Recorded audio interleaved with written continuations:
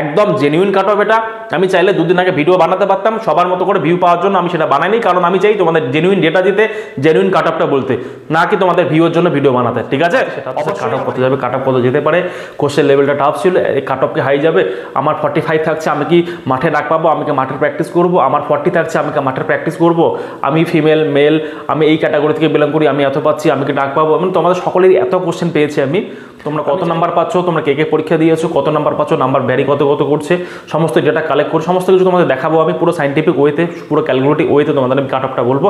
একদম genuine cut off হবে। দেখো তোমাদের যে লেভেলে কোশ্চেন হয়েছে এরকম কাট অফে যাওয়া উচিত, এর বাইরে কাট অফ যাওয়া উচিত না। কেপি কনস্টেবলটা ভালো করে প্রিপারেশন নিতে হবে এবং ভালো করে পরীক্ষা দিতে হবে। যে ভুলটা ডাব্লিউবিপিতে করেছো সেই ভুলটা কেপি কনস্টেবলে করো না, অবশ্যই মাঠে মারা পড়বে না হলে। ঠিক আছে, এই দুর্নীতির উপরে ভয়েস তোলার, এই ব্যাপারে কথা বলার, এই ব্যাপারে আমি ইউটিউবে ভিডিও বানাবো পারলে 2-4টে, বা সবাইকে বলবো তোমরা তোমাদের ইনফ্লুয়েন্সারদের বলো, যাদের কাছে পড়ো, তোমরা যাদের টিচারের কাছে পড়ো ওদেরকে বলো যে এই ব্যাপারে ভিডিও বানাক, এই ব্যাপারে আমরা ক্যাম্পেইন করি সবাই মিলে, দেখবে কিছু না কিছু তো সুরাহা আসবে। ঠিক আছে, hello everyone, welcome to exam store. দেখো তোমরা যারা যারা ডাব্লিউবিপি কনস্টেবল 2025 পরীক্ষা দিয়েছো, তোমাদের সকলের মনে একটা কমন কোশ্চেন আমি পাচ্ছি, সেটা হচ্ছে স্যার কাট অফ কত যাবে, কাট অফ কত যেতে পারে, কোশ্চেন লেভেলটা টাফ ছিল, এই কাট অফ কি হাই যাবে, আমার 45 থাকছে, আমি কি মাঠে ডাক পাবো, আমি কি মাঠের প্র্যাকটিস করবো, আমার 40 থাকছে, আমি কি মাঠের প্র্যাকটিস করবো, আমি ফিমেল মেল, আমি এই ক্যাটাগরি থেকে বিলং করি, আমি এত পাচ্ছি, আমি কি ডাক পাবো। মানে তোমাদের সকলেরই এত কোশ্চেন পেয়েছি আমি চাইলে তোমাদের কালকে বা যেদিন পরীক্ষা হচ্ছে ওদিন ভিডিওটা বানিয়ে দিতে পারতাম, আমি বানাইনি একটাই কারণ, আমি চাইছিলাম তোমাদের আমি জেনুইন একটা কাট অফ বলি, না হাইপোথেটিক্যাল কাট অফ যা র্যান্ডমলি ভিউ পাওয়ার জন্য তোমাদের কাট অফ বলে দিলাম, এটা আমি চাইনি। এই জন্য আমি কি করেছি, এই দুদিনে তোমাদের আমি সমস্ত ডেটা কালেক্ট করেছি, প্রায় 2000+ স্টুডেন্টের ডেটা কালেক্ট করেছি, তোমরা কত নাম্বার পাচ্ছ, তোমরা কে কে পরীক্ষা দিয়েছো, কত নাম্বার পাচ্ছ, নাম্বার ভ্যারি কত কত করছে, সমস্ত ডেটা কালেক্ট করে সমস্ত কিছু তোমাদের দেখাবো আমি, পুরো সাইন্টিফিক ওয়েতে, পুরো ক্যালকুলেটিভ ওয়েতে তোমাদের আমি কাট অফটা বলবো। একদম জেনুইন কাট অফ হবে। দেখো তোমাদের যে লেভেলে কোশ্চেন হয়েছে এরকম কাট অফে যাওয়া উচিত, এর বাইরে কাট অফ যাওয়া উচিত না।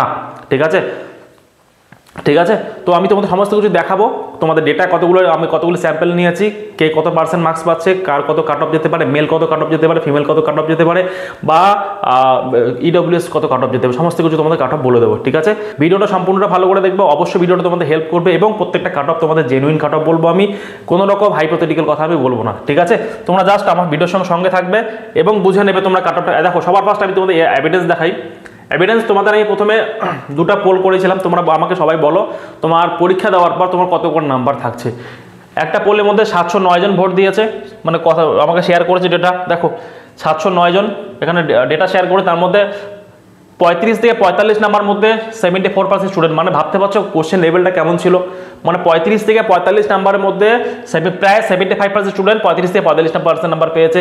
45 থেকে 55 18% স্টুডেন্ট পেয়েছে, 18% স্টুডেন্ট পেয়েছে, 18%, মানে 2000-এর 18% স্টুডেন্ট 18 থেকে 55। ঠিক আছে, 45 থেকে 55। এখানে একটা কথা বলি, এখানে যে কাট অফটা কথা যে নাম্বারটা কথা এরা সবাই বলছে, এর থেকে সবার নাম্বার মিনিমাম 3 নাম্বার হলেও কম হবে, কারণ প্রথমে যখন তোমরা ক্যালকুলেশন করবে, ক্যালকুলেশন করার পরে যখন তোমরা নাম্বার মেলাবে আর অফিসিয়াল আনসার কি যখন আসবে, তোমাদের নাম্বারে অনেকটা ডিফারেন্স হয়ে যাবে, কমবে, নাম্বার বাড়ার চান্সেস তো নেই, কমবে সবার নাম্বার। ঠিক আছে, সেই হিসাবে তোমাদের কাট অফটা বাড়ানো আছে। 5% স্টুডেন্ট ছিল 55 থেকে 60, মানে 55-এর উপরে কাট অফটা, 50-এর উপরে কাট অফ তো কোনোদিনও যেতেই পারে না। ঠিক আছে, এবার চলে আসি এইটা ডেটা। এখানে মোটামুটি 645 জন আমাদের পার্টিসিপেট করেছে, তার মধ্যে 35 থেকে 45 76%, প্রায় একই। এখানে দেখো এখানেও প্রায় 74%, এখানে 76%, 35 থেকে 45 জন, মানে তোমরা বুঝতে পারছো তোমাদের কাট অফটা কত যেতে পারে, আইডিয়া করে নিতে পারছো তাহলে। ঠিক আছে, এটা হলো একটা। এবার যদি আমি বলি সেকেন্ড ডেটা তোমাদের এখানে তোমাদের আমি এটা টেলিগ্রাম গ্রুপে আমি পোল করেছিলাম, প্রায় 52% স্টুডেন্ট বলেছে যারা 35 থেকে 40-এর মধ্যে নাম্বার পেয়েছে। 52, 35 থেকে 40, 35 থেকে 40-এর মধ্যে 52% এবং 40 থেকে 45-এর মধ্যে 22%, প্রায় 74% নাম্বার, প্রায় 35 থেকে 45% নাম্বার মধ্যে পাচ্ছে। ভালো করে বোঝো, 35 থেকে 45-এর মধ্যে প্রায় কতগুলো নাম্বার স্টুডেন্ট পাচ্ছে, নাম্বার কত, 1 মিনিট,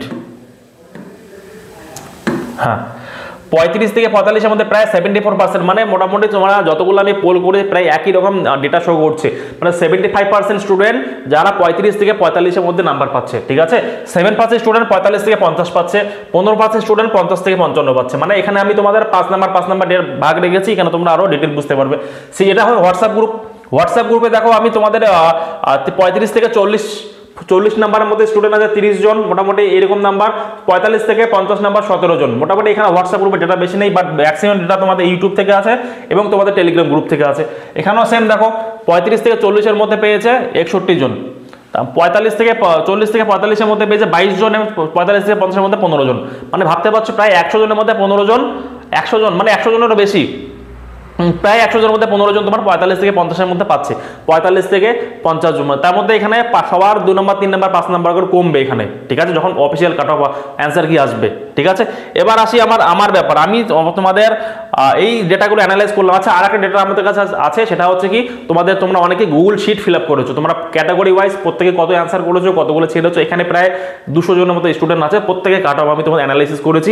এখানে তোমাদের কাট অফ আমি অ্যাভারেজ বের করেছি। তোমরা যারা Google sheet form fill up করেছো, ওখানে আমি তোমাদের অ্যাকুরেট ডেটাগুলো পেয়েছি, ওখানে আমি তোমাদের আরও প্রিসাইজলি ওখানে তোমার অ্যানালাইসিস করেছি, ঠিক আছে। ওই ডেটাগুলো আমি দেখাতে পারবো না, কারণ সবার নাম্বার আছে, ফোন নাম্বার আছে, নাম আছে, এগুলো প্রাইভেট ইনফরমেশন স্টুডেন্টদের, ওদেরই পারমিশন ছাড়া, অথবা আমি তোমাদের ওদের নাম ফোন নাম্বার এগুলো শেয়ার করতে পারবো না। বাট এতটুকু ভরসা রাখো, আরও 200 জন স্টুডেন্ট আরও আছে যাদের ডেটা আমি অ্যানালাইসিস করেছি, মানে প্রায় 2000 স্টুডেন্টের ডেটা আমি অ্যানালাইসিস করেছি, ঠিক আছে, এই দুদিনে 2000 স্টুডেন্টের ডেটা অ্যানালাইসিস করে আমি তোমাদের কাট অফ ডেটা মোটামুটি আমার মনে হয় সেটা হবে। আচ্ছা, তার আগে তোমাদের বলি, তোমরা যারা কলকাতা পুলিশ কনস্টেবলের প্রিপারেশন নিচ্ছ, তাদের জন্য ভাই লাস্ট সুযোগ। তোমাদের আমি প্রথম দিন থেকে বলছিলাম, যারা WBP প্রিপারেশন নিচ্ছ, প্রথম দিন থেকে বলছিলাম ভাই ক্যালকুলেশনে কাজ করো, যে ক্যালকুলেশন কাজ করেছে পরীক্ষায় বেরিয়ে গেছো, যে ক্যালকুলেশন কাজ করেনি পরীক্ষায় গিয়ে ফেসে গেছো। তো তোমাদের আমি এই কলকাতা পুলিশ কনস্টেবলে কিন্তু ক্যালকুলেশন মেনলি কাজ করাচ্ছি, এবং তোমাদের এই লাস্ট 20 দিনের প্রিপারেশনের ডেইলি তোমাদের আমি শিডিউল দিচ্ছি, কখন পড়বে, কখন ঘুম থেকে উঠবে, কখন খাবে, কোন সময় কি করবে, কখন বাইরে বেরোবে, কখন গল্প করবে, সমস্ত আমি শিডিউল দিচ্ছি ডেইলি, এবং কখন ঘুমাতে যাবে সেটারও তো আমি রুটিন দিয়ে দিচ্ছি, কটার সময় ঘুম থেকে গেলে, কটা থেকে কটা পড়াশোনা করবে, সমস্ত রুটিন দিচ্ছি, প্লাস প্রত্যেকটা সাবজেক্টের নোটস দিচ্ছি, কোন সাবজেক্ট থেকে কী পড়বে, কোথা থেকে পড়বে, আজকে কী পড়বে, কালকে কী পড়বে, এমন করে তোমাদের প্রত্যেকটা সাবজেক্টের নোটস দিয়ে দিয়েছি। এবং যেগুলো নোটস এখনও দেওয়া বাকি আছে, সেগুলো নোটস আমি তোমাদের অ্যাপে আপলোড করে দেবো 2-1 দিনের মধ্যে। তোমরা যদি চাও আমাদের সঙ্গে জয়েন হয়ে তোমরা কলকাতা পুলিশের কনস্টেবল প্রিপারেশন নেবে, অবশ্যই আমাদের সঙ্গে জয়েন হয়ে যাবে। ডিসক্রিপশনে আমাদের অ্যাপের লিঙ্ক পেয়ে যাবে, সেটা ডাউনলোড করে দেবে ক্লিক করে, অথবা ডিসক্রিপশনে হোয়াটসঅ্যাপ গ্রুপের লিঙ্ক আছে, সেখানে জয়েন করে তোমরা যদি কোনো কোশ্চেন থাকে সেটা আমাকে জিজ্ঞাসা করে নিতে পারো, আমি তোমাদের সেগুলো প্রশ্নের উত্তর দিয়ে দেবো, ঠিক আছে। চলো আমাদের মেন টপিক আছে এবার, সেটা হচ্ছে কাট অফ। দেখো, আমি এতগুলো টোটাল স্যাম্পল প্রায় 2000+ স্যাম্পল নেওয়ার পরে আমার যেটা মনে হয় তোমাদের কাট অফ যেটা যাবে সেটা হচ্ছে এটা, ঠিক আছে, সেটা হচ্ছে এটা। 1 মিনিট, হ্যাঁ, এটা কাট অফ যাবে, ঠিক আছে। মেল ফিমেল সব কিছু বলা। দেখো, সর্বপ্রথম মেল বলি, আনরিজার্ভ ক্যাটাগরি,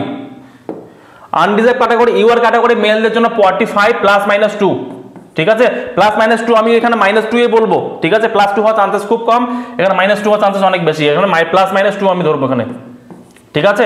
প্রত্যেকটাতে +-2 এটা হতেই পারে। 45 থেকে তোমরা যারা 45 পাচ্ছ বা 45-এর বেশি পাচ্ছ, তারা অবশ্যই মাঠের জন্য প্রিপারেশন নাও, আমার হিসাবে, আমার ডেটাবেসের হিসাবে, ঠিক আছে। কারণ কোশ্চেন লেভেল তোমাদের যেমন হয়েছে, তোমরা সকলেই বলতে পারো কোশ্চেন সোজা হয়েছে, হ্যাঁ কোশ্চেন কঠিন ছিল না, question moderate two smart level ছিল, মডারেট টু হাই লেভেল ছিল, কিন্তু পরীক্ষার হলে কিন্তু তোমরা এই সমস্ত কোশ্চেন 1 ঘন্টায় করে দিয়ে আসা চারটিখানি কথা ছিল না। তোমরা অনেকেই ক্যালকুলেশনে ফেসে গেছো, তোমরা অনেকেই 99% স্টুডেন্ট ক্যালকুলেশনে ফেসে, ভালো স্টুডেন্ট যারা ভালো সেন্ট্রাল গভর্নমেন্টের প্রিপারেশন ওরা আগে ফেসে গেছে, ঠিক আছে। কারণটা কি? কারণটা হচ্ছে নর্মালি তোমাদের WBP-তে এরকম কোশ্চেন আসে না, যেহেতু এরকম কোশ্চেন একটু চলে এসছে, তাই তোমরা সবাই কি বলবো অ্যাস্ট্রোলিস্ট হয়ে গেছো, সবাই অবাক হয়ে গেছো কোশ্চেন হলে, সবাই ভালো করে পারফর্ম করতে পারোনি।